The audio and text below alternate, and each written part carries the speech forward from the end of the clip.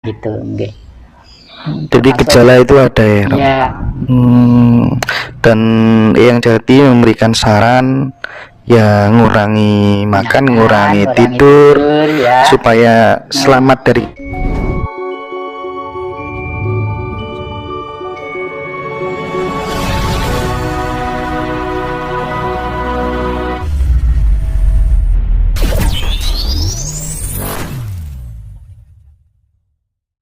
ada yang tanya, jenengan kan selalu belajar tentang banyak kitab itu dari beberapa atau lintas agama lah barangkali. Bagaimana Eyang Jati Kusuma menyikapi fanatisme di dalam beragama?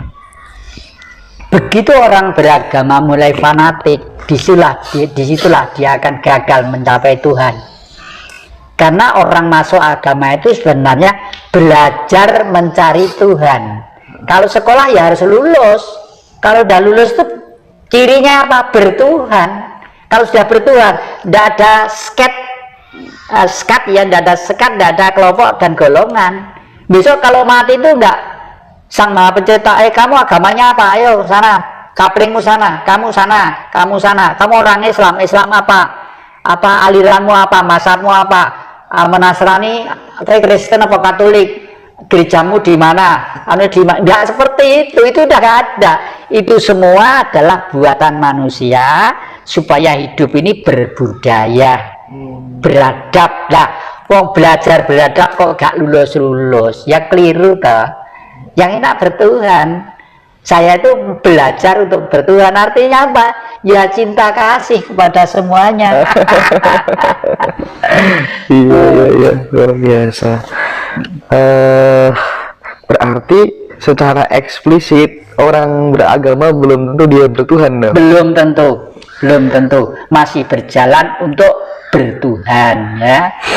Oleh karena itu sudah, tapi ya tetap baik, tapi ya itu harapan saya segeralah lulus, karena titik terakhir peradaban manusia secara global ini kelihatannya nanti itu ada gejala-gejala bacaan alam kok mengerikan ya, mengkhawatirkan gitu. Jadi gejala itu ada ya, Rob? Ya. Dan Eyang Jati memberikan saran ya ngurangi makan, ngurangi tidur ya, supaya selamat dari garu yang lewat itu tadi gitu ya, Yang ya. Garu yang lewat. Dan itu tidak hanya Eyang Jati aja yang mengatakan, banyak sesepuh juga ya. Ya, makanya akhir bulan ini siapa saja di mana saja itu, terutama generasi muda lah, adik kelihatannya kan satu kandung ya, generasi muda ini betul-betul belajarlah dengan apa yang saya sarankan di depan tadi itu. Masa depan ini akan lebih sulit karena persaingan kita sudah dunia kelasnya. Ya. Yang tentang misteri hilangnya kerajaan Majapahit, tanggapannya bagaimana? Bagaimana? Tentang misteri hilangnya kerajaan Majapahit. Ya, Majapahit itu hilangnya itu kalau menurut hemat saya karena alam ya. Satu, yang kedua karena dialektika pemikiran manusia dan hukum alam. Hukum alam itu apa? Hitungan zaman itu sudah jelas. Hari ada 7 bulan, 7 bulan. Wong Jawa nyebut pitonan. Ada pitung tahun windu. Ada 70 tahun rata-rata umurnya manusia. Ada 700 tahun. Mau tidak mau harus ganti zaman. Ya. Mau tidak mau harus ganti zaman. Majapahit pun sadar tahun 100 tahun itu sekitar 1400 berapa itu ya, Majapahit terakhir itu ya. Mau tidak mau zaman memang harus ganti ke zaman modern ini. Makanya dan Bung Karno sebenarnya sudah menggantikan bangsa ini menjadi bentuk kerajaan, meskipun namanya presidentil ya, presiden yang memimpin presiden, tapi punya perdana menteri. Nah, inilah yang tidak dikehendaki oleh Barat. Belum ada perdana menteri, Juanda, ada perdana menteri ini, menteri inilah. Karena apa? Karena kalau Perdana Menteri yang melaksanakan dinamika politik salah, hak veto dari presiden itu ada. Kalau sekarang ini tidak ada. Presiden memberi veto dianggap menentang haknya rakyat, hak asasi manusia dan lain sebagainya. Itu kan kacau itu. Ya untung kemarin itu ada peristiwa itu, TNI dan ABRI itu sikapnya tegas, ya, mengabdi kepada keutuhan NKRI. Jadi cepat tanggap dan mengambil tindakan preventif sebelum menjadi puing-puing di Indonesia ini. Gitu. Banyak orang mengaku spiritual, tapi masih sering menganggap spiritual yang beda dengan dirinya itu keliru, salah, kurang jangkep, dan lain sebagainya. Padahal harusnya kan tidak begitu yang Jati. Ya syukurlah banyak orang yang menganggap dirinya spiritual. Paling tidak seseorang itu berusaha untuk berjalan dengan baik, hidup dengan baik. Tapi seyogianya kalau sudah berani menggunakan cap spiritual, itu tidak boleh melemahkan, menjelekkan, mengkonotasikan pihak lain itu belum spiritual. Karena apa? Nama saja spirit. Spirit itu artinya jiwa. Jiwa manusia tidak sama.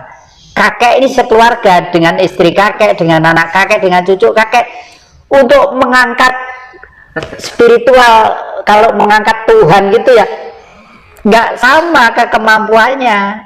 Ya, kalau misalnya ini misal ya, jangan dikonotasikan yang real. Misalnya Tuhan itu 100 kilo, ada yang kemampuannya cuma 10 kilo, ada 20 kilo, ada 5 kilo. Itu semua adalah kemurahan, ya. Dan itu harus disebarkan supaya tidak saling nuding. Itulah sebabnya Bung Karno menaruh sila yang pertama, ketuhanan yang Maha Esa. Jadi Tuhan itu hanya satu, hanya Esa, satu. Ya, ketuhanan itu semua menuju ke yang satu.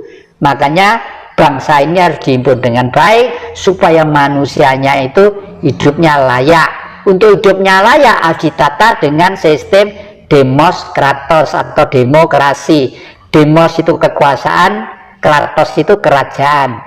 Demos itu adalah rakyat, kratos itu adalah kerajaan. Jadi rakyatlah yang berkuasa untuk menuju ke keadilan sosial itu.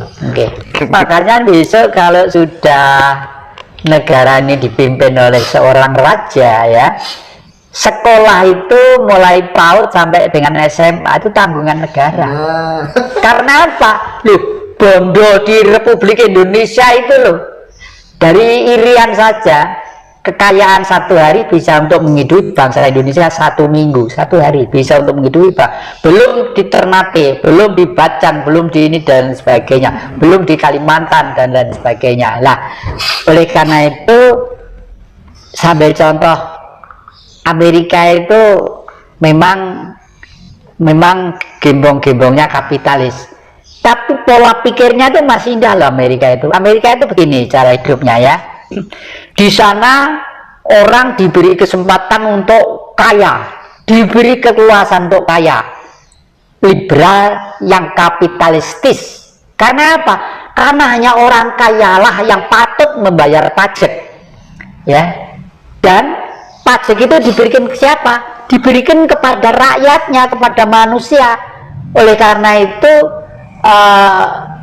di sana orang hidup di sana itu mulai sekolah ini sampai itu hidupnya itu boleh dikata ringan banget.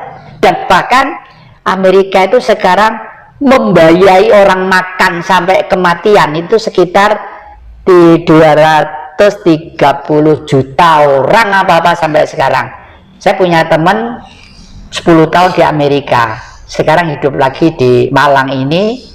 Beliau itu hidup di sana 10 tahun.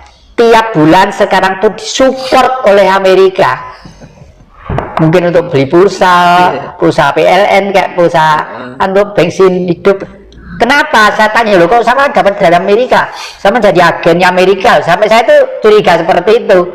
Enggak, Pak, karena saya waktu hidup di sana kan bayar pajak di sana.